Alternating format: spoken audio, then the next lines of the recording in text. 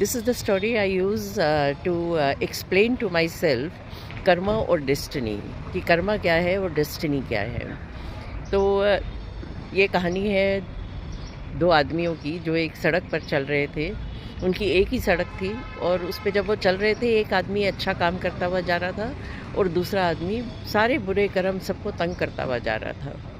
और जब भी वो बुरा आदमी बुरे कर्म करता और उसको अगर कोई कहीं पर सफलता मिल जाती तो वो अच्छे कर्म करने वाले को सुना सुना के चलता। तो उनकी पूरी ज़िंदगी ऐसे कट गई। जब ज़िंदगी ख़त्म हुई तो जो बुरा कर रहा था उसको एक अशर्फ़ी मिली और वो अशर्फ़ी पाके बहुत खुश हुआ और वो नाचने लगा खुशी के मारे कि देखो मुझे तो अशर्फ़ी मिली है।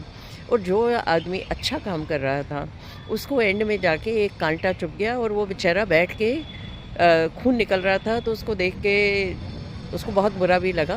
तो जो बुरा कर्म कर रहा था वो उसको कहने लगा, देखा तुम्हें यही फल मिला ना इसका।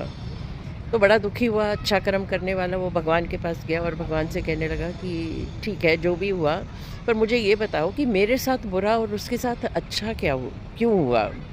मैंने तो कभी किसी का दिल नहीं दुखाया। तो भगवान ने उससे कहा, बुरा आदमी पैदा हुआ था उसके प्रारब्ध में था। यू अंडरस्टैंड प्रारब्ध? वो जो हमारी कर्मों की पोटली है उसके हिसाब से हमें क्या मिलने वाला है। उसको मिलने वाला था एक पूरा कमरा खजाने का अशर्फियों से भरा हुआ, पर हर बार उसने बुरा कर्म किया तो एक अशर्फी कम हो गई।